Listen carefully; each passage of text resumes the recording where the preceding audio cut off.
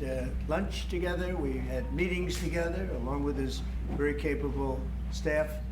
And I think we've come up to some pretty good solutions and conclusions. And we'll be working a little bit after this, and then I assume you're going back home. Yes, sir.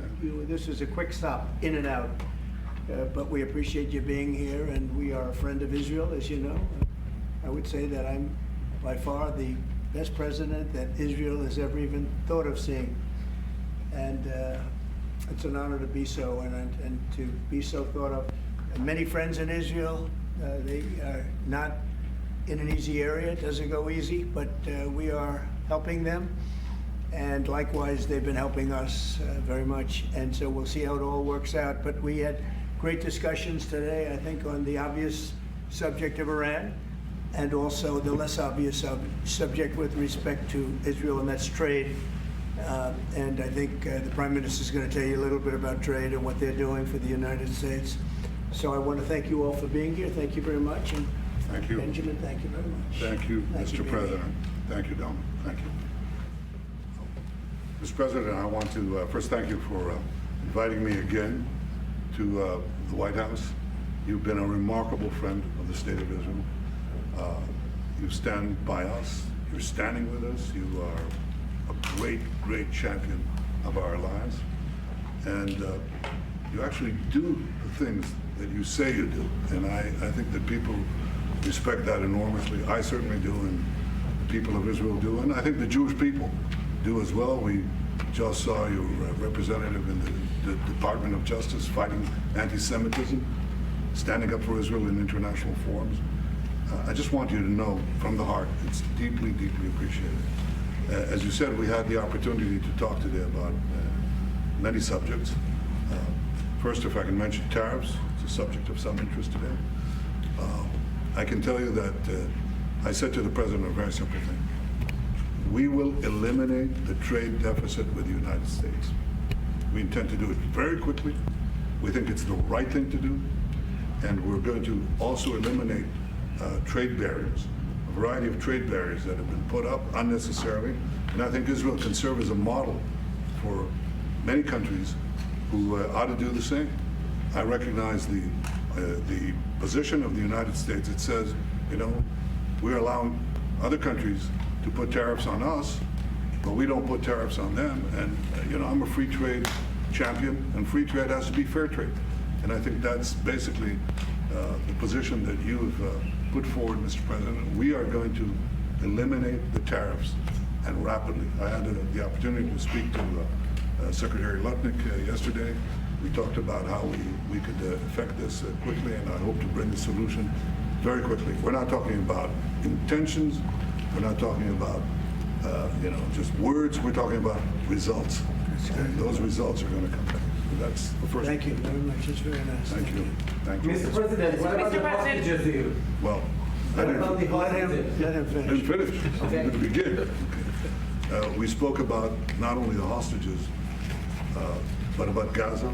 The hostages obviously is a human story of just unbearable agony. I speak to the families. I spoke to them yesterday. Spoke to another one when I was in Hungary before I came here. I speak to them every day. They're in agony. The hostages are in agony, and we want to get them all out. Steve Witkoff was President Trump's very able representative, helped us get a deal that got 25 out. We're working now on another deal that we hope will succeed.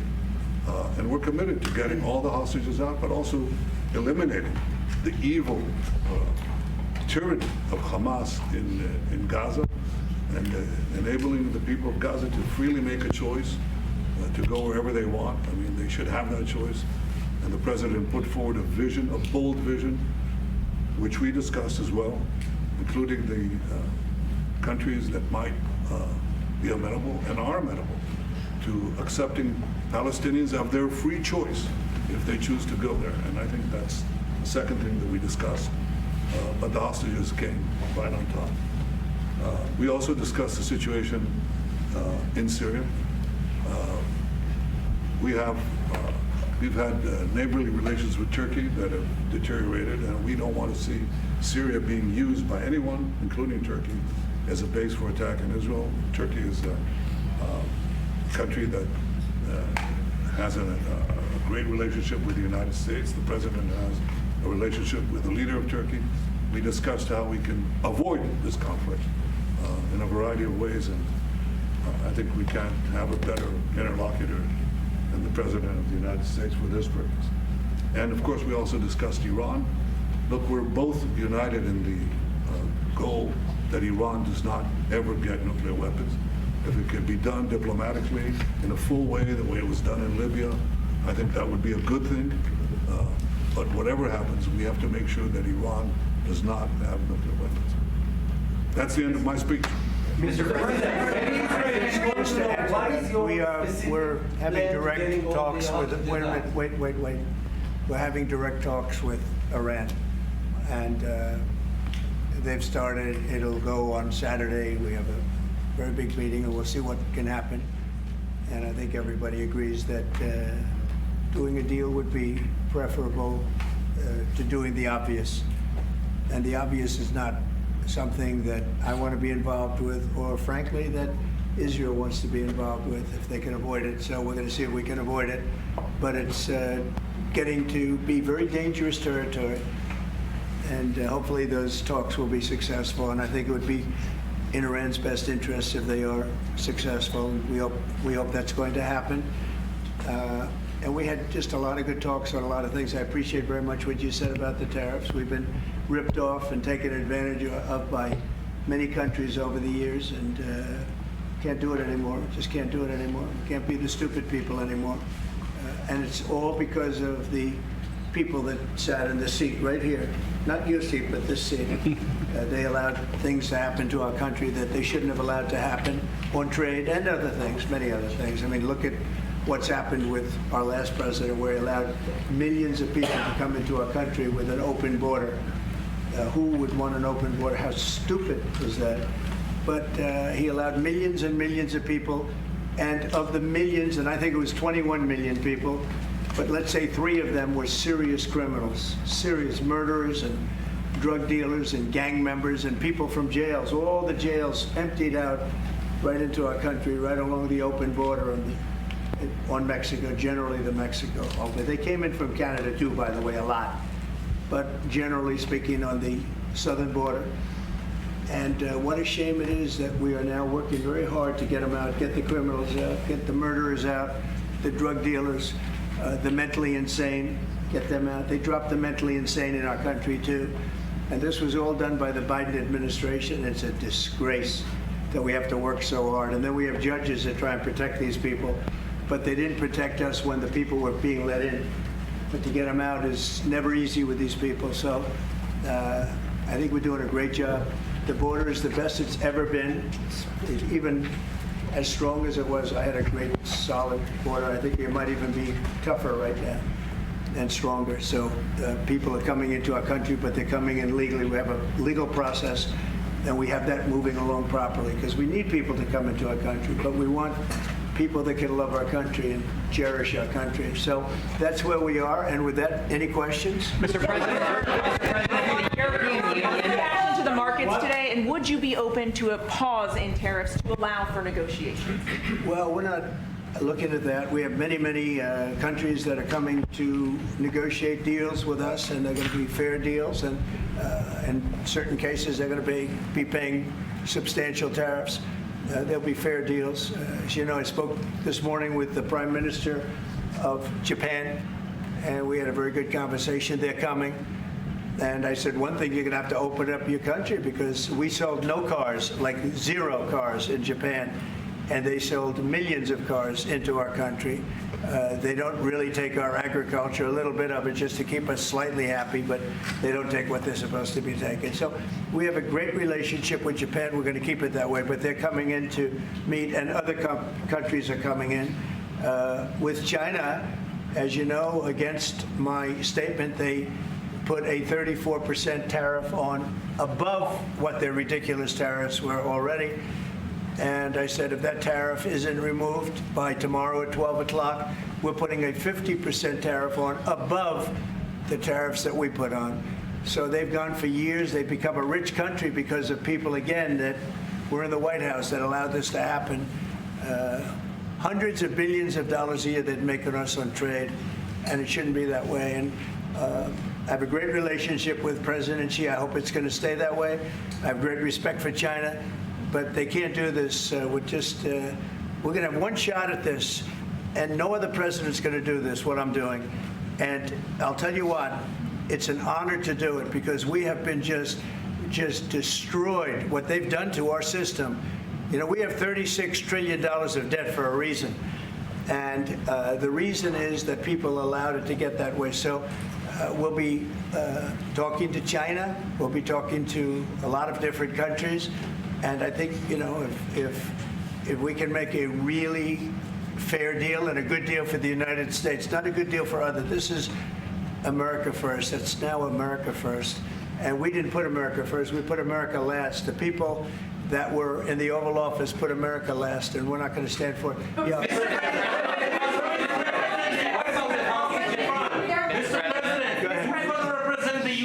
Talks with Iran.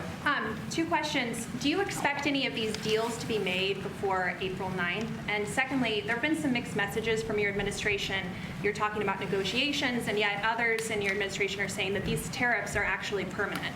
What is the action? Well, it could be. They can both be true. There can be permanent tariffs, and there can also be negotiations because there are things that we need beyond tariffs. We need open borders. You know, we almost had a deal with China where we're going to open up China. It was almost done. Some of you remember it during my first term, and it was very disappointing. We ended up making a great deal. $50 billion worth of product was sold. $50 billion. You'd like that in Israel. And I made that deal, but it wasn't the deal that I wanted. It was the deal that I wanted was that, plus they were going to open up China so that our companies could go into China and compete with other countries and China for the, you know, for a large number of people. And at the very end, that deal was terminated, and we went to a piece of the deal. And so there are a lot of things outside of tariffs, but tariffs are very important. But there are a lot of things like opening up countries that were totally closed. China is essentially a closed country. In fact, it is a closed country. And what they do is they charge tariffs so that if you sell cars or if you sell anything, nobody's going to buy it because the price is out of control. But that's true with a lot of other countries also. So we're going to get fair deals and good deals with every country. And if we don't, we're going to have nothing to do with them. They're not going to be allowed to participate in the United States. Mr.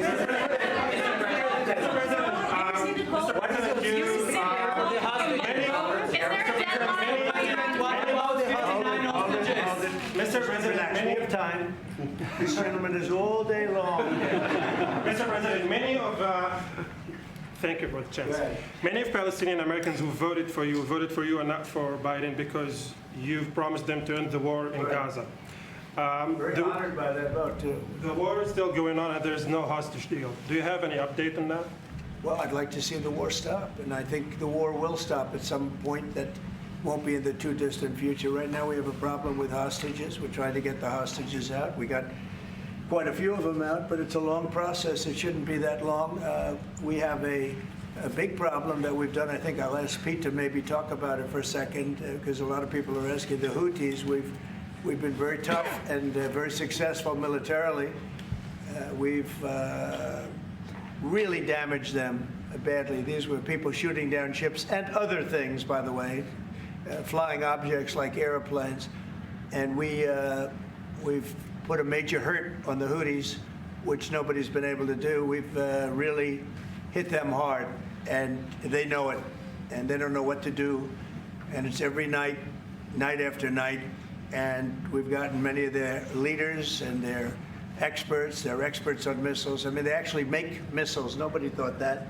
But they make missiles. They're highly sophisticated, and they're very tough. But they've been very badly damaged. Nobody else was able to do that but us. Pete, you want to discuss that, please? Yes, sir. It's been a bad 3 weeks for the Houthis, and it's about to get worse. It's been a devastating campaign, whether it's underground facilities, weapons manufacturing, bunkers, troops in the open, air defense assets. We are not going to relent, and it's only to get more unrelenting until the Houthis declare they will stop shooting at our ships. And we've been very clear with the Iranians as well. They should not continue to provide support to the Houthis, and that message has been made very clear. So we have a lot more options and a lot more pressure to apply, and we know, because we see the reports, how devastating this campaign has been in them, and we will not relent. We have a great military. There's no military like our military. And despite Biden having given a lot, but nevertheless a pretty small piece, but it was a lot of our military away in Afghanistan, and one of the dumbest situations, I think, and maybe the most embarrassing situation we've ever been involved in, that short period of time in Afghanistan. What a disgrace that was, but left a lot of our military behind. You see them in their annual parades where they're parading trucks that are armor plated and different things that they can't, but it's many billions of dollars we left behind.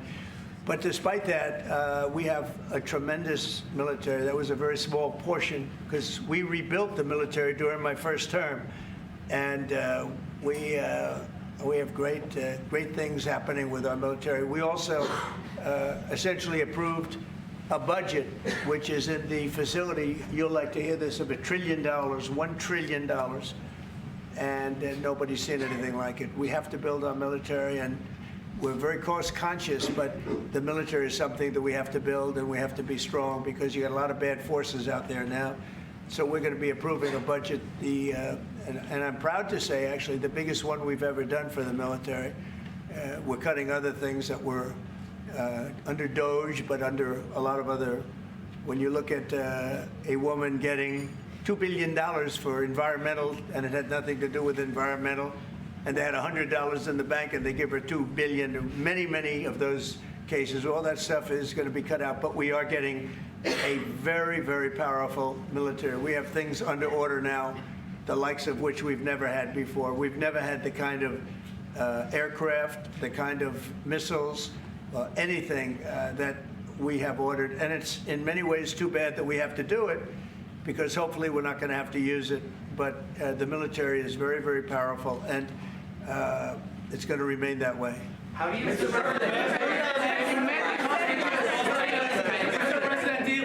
Yes, please. Thank you, Mr. President. I want to ask you about Iran, because this is the first time we hear that the U.S. is having a direct contact with the Iranians. Is it possible to give us some more information at what level the U.S. is High level, represented? very high level. Yeah. And we're dealing with the Iranians. We have a very big meeting on Saturday, and we're dealing with them directly. You know, a lot of people say, oh, maybe you're going through surrogates, or you're not dealing directly, you're dealing through other countries. No, we're dealing with them directly, and maybe a deal is going to be made. That would be great. It'd be really great for Iran, I can tell you that. But hopefully, we're not going to have to get into that. We are meeting very importantly on Saturday at almost the highest level, and we'll see how it works out. Please. How do you ensure, Mr. President, that these tariffs don't drive U.S. trading partners into the hands of the Chinese? That they I'm don't... not worried about it. I'm not worried about it. If they want to be in the hands of the U.S., they don't want to be in the hands of the Chinese. And the Chinese have turned out to be really not very good at that. People that are with us, they're with us. But we cannot be taken advantage of any longer. I used to watch these deals for years. I've been talking about it for years. You know, I've been talking about it for 35 years, how our country is being ripped off. I mean, 30 years ago it was Japan, then it was something else, then it was another group, then it was China. China's doing the best job of it, frankly.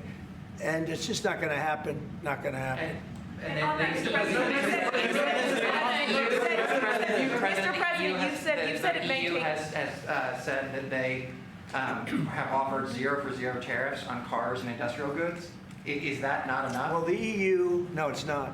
The EU has been very tough over the years. I always say it was formed to really do damage to the United States in trade. That's the reason it was formed. It was formed with all of the countries from Europe, I guess most of them, not all of them, but most of them. And they formed together to create a little bit of a monopoly situation, to create a unified force against the United States for trade. So they have NATO, which is largely the same countries, and they took advantage of us dollar-wise and militarily until I got there. You know, I was able to get $600 billion from NATO where they paid NATO because most of these nations weren't even paying. We were paying for NATO. So we're paying them to guard them militarily, and they're screwing us on trade. So that's not a good combination. So now it's really turned around. It's the opposite. And the European Union's been very bad to us. They don't take our cars, like Japan in that sense. They don't take our agricultural product. They don't take anything practically. And yet they send millions of cars in a year, Mercedes-Benz, Volkswagen, BMWs. They're sending millions and millions of cars into the U.S., but we don't have a car that's been sold to the European Union or other places, but let's go for the European Union. And it's not going to be that way. It's got to be fair and reciprocal. It's got to be fair. It's not fair. We have a deficit with the European Union of $350 billion. And it's going to disappear fast. And one of the reasons and one of the ways that that can disappear easily and quickly is they're going to have to buy our energy from us because they need it. They're going to have to buy it from us. They can buy it. We can knock off $350 billion in 1 week. They have to buy and commit to buy a like amount of energy. And we have that. You know, we have more energy than any country in the world. I don't know if you know that. He knows everything, but the one thing he may not know, we have more energy than any country in the world. We have more of every kind of energy, every form of energy, from oil and gas to coal. And people talk about, I call it beautiful, clean coal. As you know, Germany is opening up a coal plant a week. They tried the windmills and it didn't work. They tried all the other solutions and they were ready to go out of business. Now they're doing a coal plant a week. China is now up to 2 coal plants. They're opening 2 major coal plants every single week in China, all over China, and then we're not allowed to use coal. Well, we have clean, beautiful coal more than anybody else. We have oil and gas more than anybody else. We have the most energy of any country in the world, including Saudi Arabia, including everybody, by a lot. And I took it to number 1. We were number 3, and I took it to number 1 during my administration. And the reason that we were hurt so badly and the reason that we went into such incredible inflation during Biden is energy. It was also their bad spending, but energy, because they played around with this incredible thing that we had built, this administration had built, and the energy costs went through the roof. And when that went up, everything else followed. Now, if you look at what's happening, you got to see this today. I said we're going to try and get groceries down, right? An old-fashioned term, but a beautiful term. Eggs. So when I got in, the press went absolutely crazy the first week. They said, eggs have quadrupled in price. I said, I just got here. Tell me about it. And Brooke Rollins and our team did a great job, and eggs are down now 79%, and they're all over the place. And this was a problem that somebody else would have taken a long time to cure. We have energy is down. We have interest rates are down. We have groceries, meaning food is down. We have everything is down at levels that nobody ever thought possible. Energy looks like it's going to be in the $2.50 a gallon range and maybe below that for a car, so for gasoline. So we're really doing amazing. I mean, we're cutting prices because prices got so high, people couldn't live. I mean, the prices for groceries, the prices for standard groceries, standard things were going through the roof. They couldn't live. And now those prices are coming down. So call them groceries, but that's down, energy's down, and interest rates are down. Everything's down.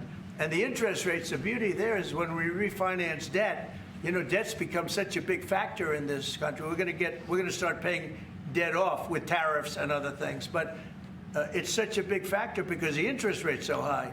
Well, now that's coming way down, so our budget's going to look a lot better because interest costs are way down.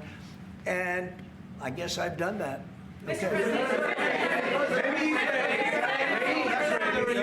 Many Israelis are watching you now on live show. Good. What is your specific way of getting the hostages out from the horrific captivity? We are trying very hard to get the hostages out. We're looking at another ceasefire. We'll see what happens. But we want to get the hostages out. The Israeli people want the hostages out more than anything. They want the hostages out. This man is working very hard with us to do that. I mean, I don't know. I hope he's being appreciated because he's been a great leader. He's working very, very hard on the hostages and many other things. and there are plenty of things you have to work on. It's a tough place in the world, isn't it? I have a good partner. Yeah, you do have a good partner, and so do we. We're working very hard on the hostage. Mr. President. If you're going to negotiate a new deal with Iran, can you elaborate how it's going to be more effective than the JCPOA? Well, I can't really say that, but I think it'll be different and maybe a lot stronger. But they were so happy when we made that first deal because we did get a lot out. You know, I had people right in this office, this beautiful Oval Office. They came in, 10 people, hostages, you know that. And I said to them, so how was it? And the stories they told me, I mean, as an example, I said to them, was there any sign of love? You were there, 10 people. It's only 10, but it's pretty representative. Did the Hamas show any signs of, like, help or liking you? Did they wink at you? Did they give you a piece of bread extra? Did they give you a meal on the side, like, you know, you think of doing? Like what happened in Germany, what happened elsewhere. People would try and help people that were in unbelievable distress. They said no. I said, all of them. I said, did they ever wink at you like, you'll be okay? You're going to be okay? No, they didn't do that. They'd slap us. The hatred is unbelievable. And the lives, you know, they lived in a pipe, not really a tunnel, it was a pipe. And they always thought they were suffocating, they were going to suffocate. And then they'd open up the pipe, and it was like 3.5 feet high. This isn't, you know, we hear tunnels is bad, but pipes are worse. And the stories I heard were incredible. But I just said, was there any sign of potential love or affection? And there were none whatsoever. It was amazing to me. There was nothing like, here, take this, it's a little extra meal or something. They lived like hell. I don't know. They seemed to be, they were amazing to me because they seemed to be pretty normal. They weren't scarred, but I guarantee underneath they have to be scarred. And one was there for 356 days. Another was there for about 180 days, you know, a long time. These are people that have been really, really horribly treated. I've never seen anything like it, actually. I was very surprised to hear the answer. Thank you, Mr. President. Are there 2 or 3 countries that are on your list that you feel are farther along in getting their tariffs lowered? I think there are many that want to get rid of tariffs right now. European Union, I mean, as badly as they've treated us, they've brought their car tariffs essentially off. I guess they brought it down to 2.5, and I hear maybe to nothing. But it's not only tariffs, it's non-monetary tariffs. It's tariffs where they put things on that make it impossible for you to sell a car. It's not a money thing. They make it so difficult, the standards and the tests. They drop a bowling ball on the top of your car from 20 feet up in the air, and if there's a little dent, they say, no, I'm sorry, your car doesn't qualify. When the same car from Germany or anything would dent likewise, unless you can have an army tank, it's going to dent. So they come up with rules and regulations that are just designed for one reason, that you can't sell your product in those countries, and we're not going to let that happen. Those are called non-monetary barriers. They make barriers that are so tough that it's impossible to qualify. So tariffs are a big part of it, but there's another big part of it, and that's barriers. They also do something else. They manipulate their currency, and they drive it down. They want to have low currencies. You know, it sounds better to have a high currency, a strong dollar or whatever, but they bring their currency down, and when it competes with our currency, it's very hard to sell a tractor. It's very hard to sell product because their currency is low and ours is much higher relatively. And so it makes it very hard. I speak to a lot of companies that do business, tractor companies, and they say it's so hard to sell because what they've done is they've lowered the yen or they've lowered the yuan or they've lowered their currency, so that it's very hard to compete. We don't want that either. So we have a lot of things that we're talking about, but we're going to fix it properly, and it's going to be fair to everybody. And in the end, I think we're going to have a world that does a lot better, you know, but they have to respect the United States. And nobody but me would do this. Nobody but me would do this. You know, it would be nice to serve a nice, easy term, but we have an opportunity to change the fabric of our country. We have an opportunity to reset the table on trade. We lose billions of dollars. We lose close to $2 trillion a year on trade. We lose $1 trillion a year to China. $1 trillion. We lose hundreds of billions of dollars a year on trade to China. We lose hundreds of billions of dollars overall, probably close to $2 trillion. Why would we do that? Number one, why would we do that? And then you have to say, is it sustainable? Then you hear about all of the people that say, well, deficits. If we have a deficit with the country, or if the country has a big surplus with us, like China has a massive surplus, that they take and they spend on their military. Well, we don't want that. I don't want them to take $500, $600 billion a year and spend it on their military. I don't want them spending money on their military. And I shouldn't have to spend money. We shouldn't have to spend it either. Because, you know, hopefully, and I said this to President Xi, hopefully it's money that we're never going to use. In other words, because we're not going to use those incredible weapons that we have and that they have. We don't want that. So it's going to be very interesting. It's the only chance our country will have to reset the table. Because no other president would be willing to do what I'm doing or to even go through it. Now, I don't mind going through it because I see a beautiful picture at the end. But we are making tremendous progress with a lot of countries, and the countries that really took advantage of us are now saying, please negotiate. You know why? Because they're getting beaten badly because of what's happening. They're getting beaten badly. They're being devalued as countries. But it's the only chance we're going to have to reset the table on trade. And when we do, we're going to come out unbelievably well. We're going to have a strong country economically again. And we're going to have those factories that are empty all over the United States. We've lost 90,000 plants and factories.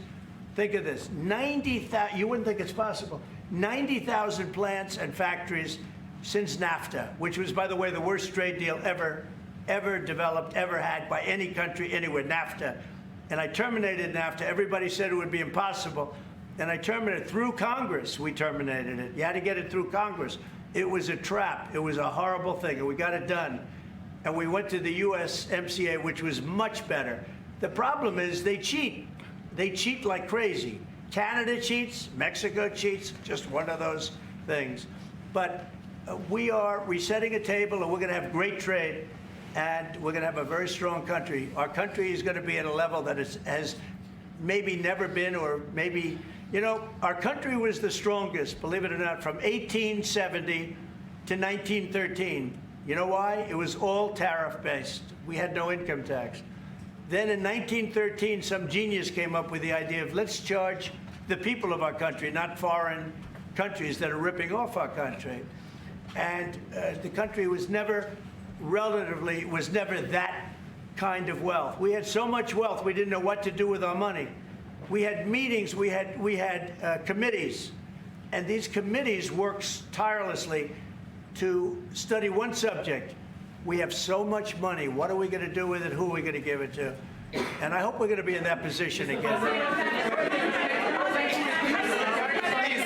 Mr. President, do you plan to reduce the tariffs that your government put on Israeli goods, 17%? On where? On Israeli goods, the 17%. Do you plan Well, to we're reduce talking about a whole new trade. Maybe not. Maybe not. Don't forget, we help Israel a lot. You know, we give Israel $4 billion a year. That's a lot. Congratulations, by the way. That's pretty good. But we give Israel billions of dollars a year. Billions. It's one of the highest of, and we give a lot of countries money.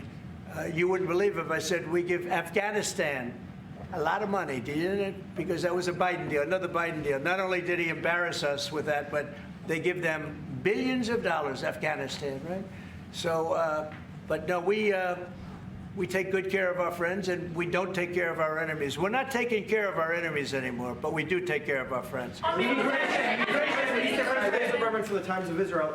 The IDF is fighting again in the Gaza Strip. I myself might be called up in a month. Do you think that's the way to pressure Hamas to get to a deal? And do you think blocking humanitarian aid is also an effective pressure tactic? Well, you know how I feel about the Gaza Strip. I think it's an incredible piece of important real estate, and I think it's something that we would be involved in, but you know, having a peace force like the United States there, controlling and owning the Gaza Strip would be a good thing. Because right now, all it is for years and years, all I hear about is killing and Hamas and problems. And if you take the people, the Palestinians, and move them around to different countries, and you have plenty of countries that will do that, and you really have a freedom zone. You call it the freedom zone, a free zone, a zone where people aren't going to be killed every day. That's a hell of a place. It's a, you know what I call it, a great location that nobody wants to live in, because they really don't. And when they have good living, real living, where Hamas and all of the problems they have, the level of death on the Gaza Strip is just incredible. And I've said it. I don't understand why Israel ever gave it up. Israel owned it. It wasn't this man, so I can say it. He wouldn't have given it up. I know him very well. There's no way. They took oceanfront property and they gave it to people for peace.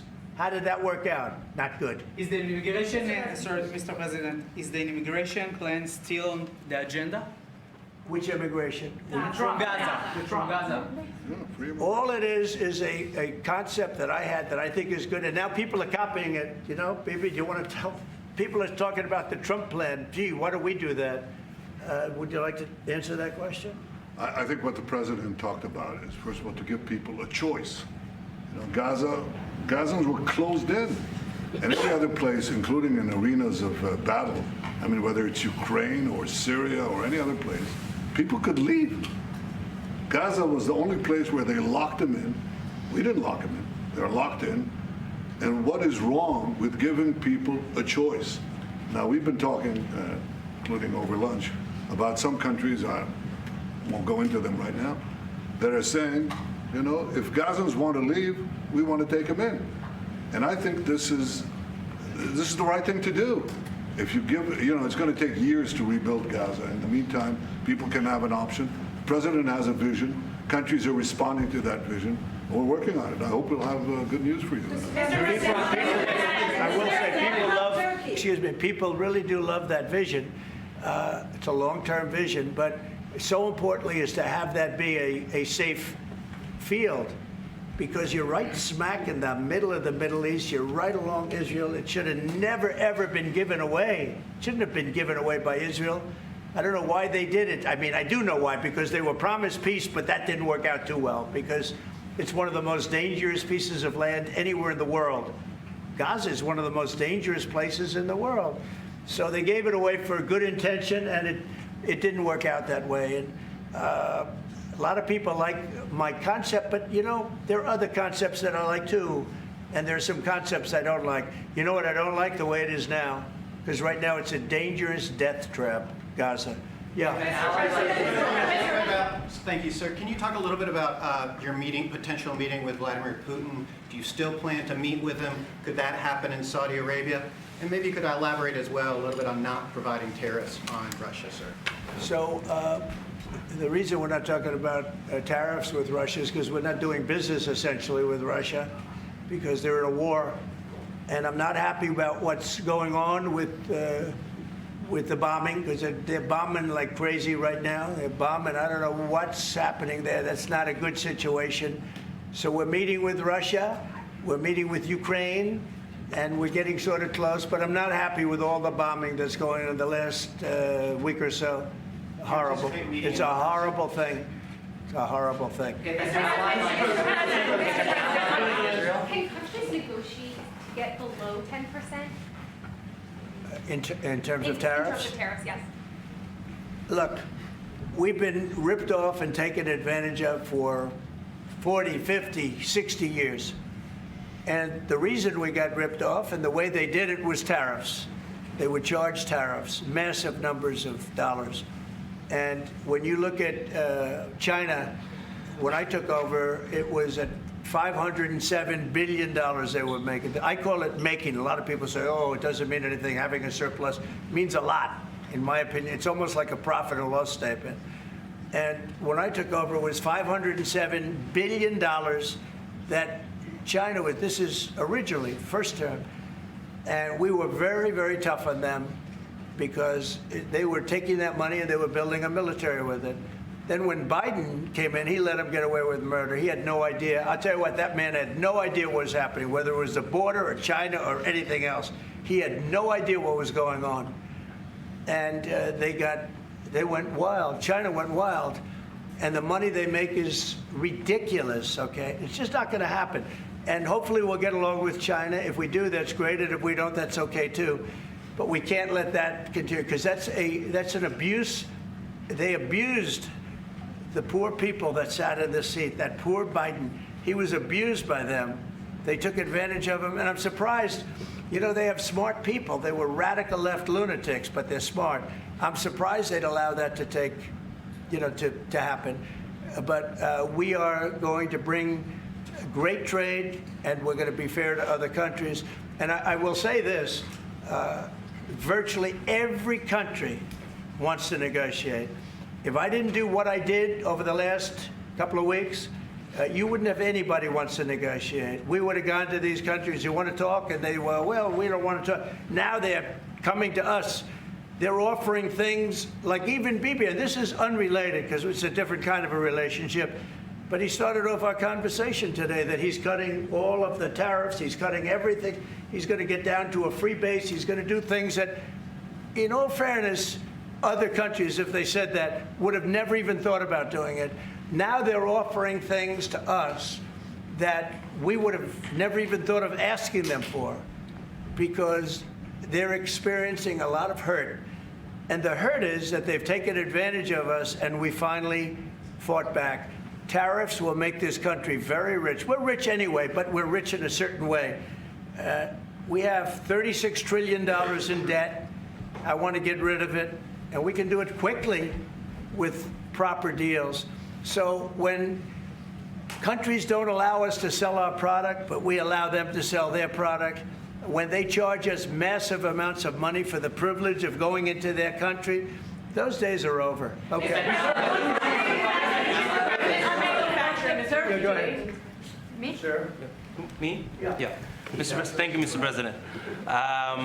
On Iran, two questions, please. First, if you can give us more details about where the meeting on Saturday is going to take place. Tell you that. I can just tell you there's a major meeting going on between us and Iran, and that'll take place on Saturday, and it's at top level. And the second question about this.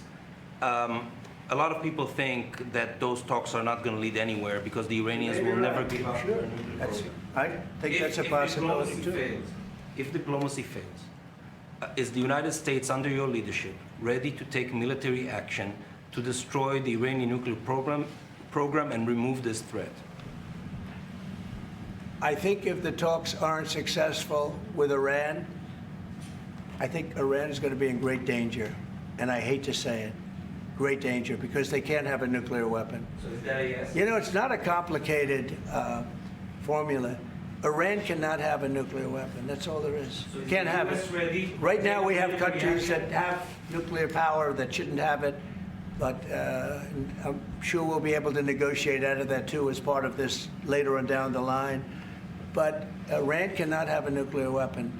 And if the talks aren't successful, I actually think it'll be a very bad day for Iran if that's the case. Yeah. Mr. President, on manufacturing, Mr. President. Mr. President, was October 7th the death blow of the two-state solution, and would you consider classifying the Palestinian Authority as a terrorist organization for its continued pay-for-slay terror financing payments? So October 7th was a horrible day that some people, they deny it. Now, I can't believe they deny it from the standpoint of it. They do it because they think it's good politically. But October, I've seen the tapes. I've seen things that you don't want to see. October 7th was a horrible day, and it will go down as one of the really bad days in the history of the world. It was a horrible, horrible thing that happened. And they grabbed some of these people. I'll give you an example. When I was with the 10 hostages a few weeks ago, I said, so how many are there? 59. I said, oh, so 59, so we can get 59. They sort of knew the territory pretty good. And I said, how are they doing? They said, well, only 24 are living, the rest are dead. And these are young people largely. Young people don't die. You know, young people have an amazing ability to live. They can live through horrible things. but these are young people. And when they said that 24 are living and the rest are dead. And you know, I've had parents come up, Israeli parents largely. We have some Americans, and I guess we have one left, Alex. We have the one left. But I've had Israeli parents come up to me at events and say, my son is there. I said, well, how's he doing? Well, he's dead. But would you do me the biggest favor ever? Could you bring his body back home? They talked about a young dead boy and a young dead girl like they were living. And that could have something to do with religion. That could have something to do with, I guess maybe any parent would be, but I was surprised. And they said, sir, my son is dead. It is just as important to bring that body back home. I asked that question as if he were alive. So you have a lot of them dead, and we'll be able to bring them back. But it's a horrible thing that's happened. These are young, largely young people. Some old ones too, frankly. And those people have lived in hell. When they came off, the second group that came out, they looked like they just got out of a concentration camp. They looked exactly like the pictures that I see from the 1940s, the concentration camps. And then they got a little bit better, you know, but that second group, those people came out, and I said, this is unbelievable. We're going back into a chapter in history that is one of the worst ever. It's really very bad. Okay? Mr.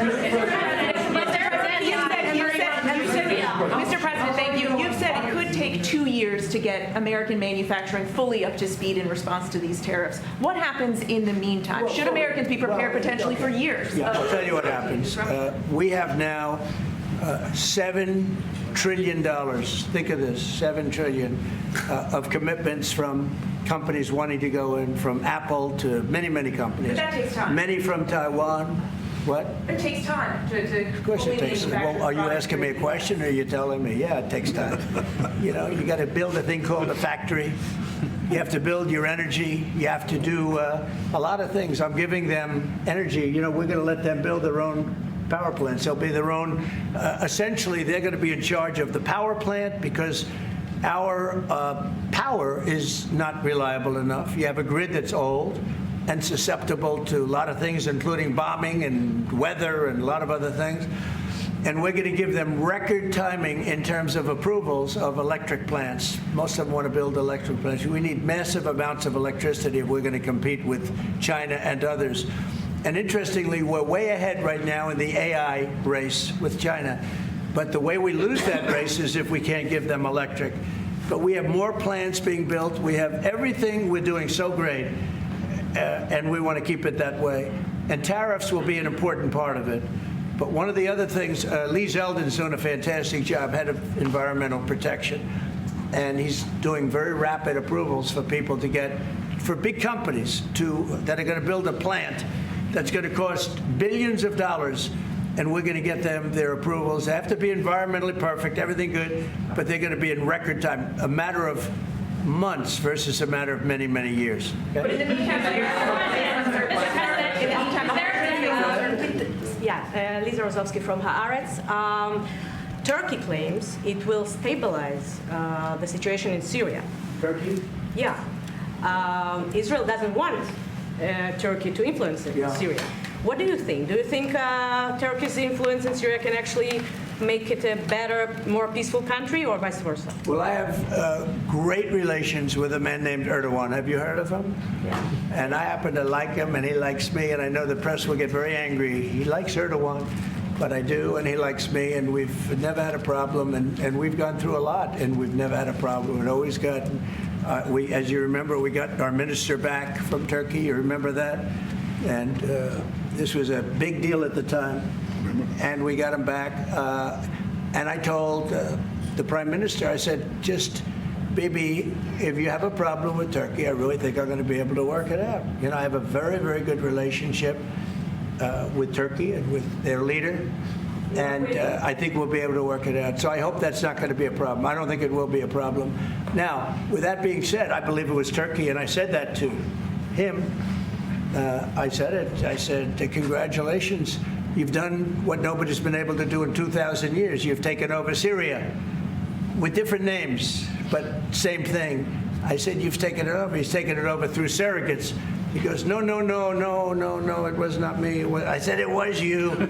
But that's okay. You don't have to say, well, sort of maybe it was me. Okay. But what he did, he said, look, he's a tough guy and he's very smart. And he did something that nobody was able to do. You know, you got to hand it to him. Any problem that you have with Turkey, I think I can solve. I mean, as long as you're reasonable. You have to be reasonable. We have to be reasonable. Thank you very much, everybody. Hey, Sean Hannity here. Hey, click here to subscribe to Fox News YouTube page and catch our hottest interviews and most compelling analysis. You will not get it anywhere else.